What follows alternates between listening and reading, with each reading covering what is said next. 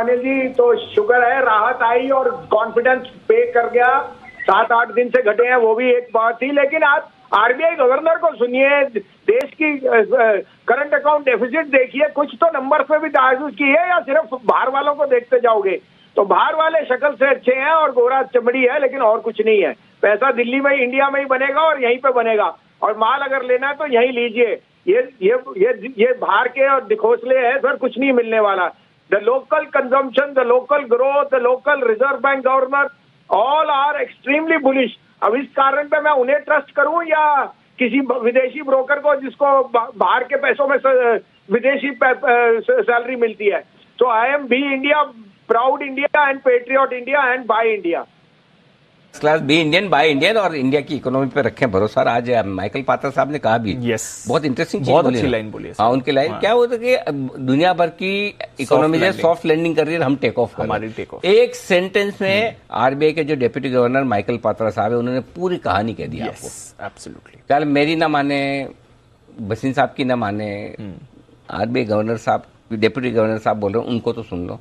मतलब हम take off कर रहे हैं और दूसरे सॉफ्ट लैंडिंग में आए। जी भसीन साहब बताएं सर।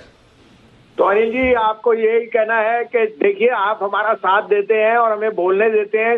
जब बहुत घोर मंदी थी और 4 दिन से घटा घबराहट, तभी हम खड़े हुए पत्थर की तरह। अब हम गलत भी होते हैं, हम उसको मानते हैं, लेकिन क्या करें, दिल मानता नहीं कि माल लेना ही है। अब आपको अपडेट भी दे दूं, कल आपको 16,800 पे कहा था, 16,650 का स्टॉप लॉस, 17,200 का निफ्टी। आज ये एक ही दिन में हो गया अनिल जी। दूसरा, आपको बाय कॉल देखिए, DLF, सुबह जिया, GMR, PNB, HDFC, AMC, UltraTech, Tata steel, Concor देखिए। तो आई एम जस्ट सेइंग, 2 दिन मैंने वेट किया, मैंने वही शेयर दिलाए जो मैंने कहा हुआ था, मैंने ज्यादा ऐड नहीं किए, लेकिन सब में रिटर्न आया Anil ji. And that is why I am thankful to you also, and of course देवी माँ जिसने नवरात्रों में हमारी लाज रख ली के बाजार को चला दिया। और अब आपके लिए धुआंधार तेजी है, मंडे से वापस बाजार चलेगा। 15 अक्टूबर से ग्लोबल रैली है अनिल जी, और अब उसमें आगे देखेंगे जब 17,600 टपेगा। तो अब आपके लिए 3 पिक्स हैं, आप कहे तो मैं शुरू करूं? सर प्लीज बताएं।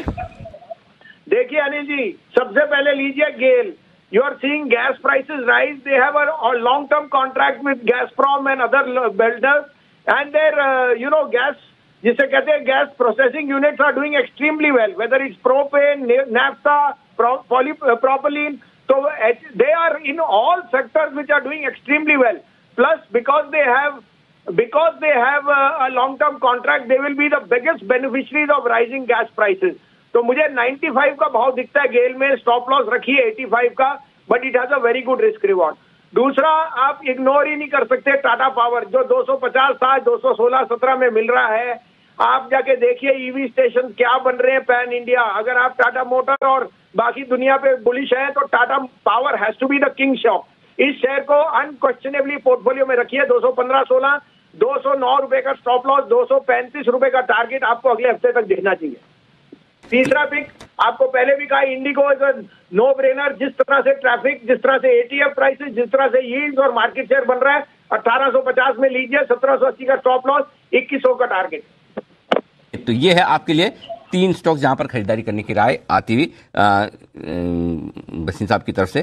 तो 3 बेहतरीन स्टॉक है जहां पर खरीदारी करनी है। सबसे पहले तो है आपके लिए गेल, यहां पर 85 रुपए का स्टॉप लॉस, 95 का टारगेट है।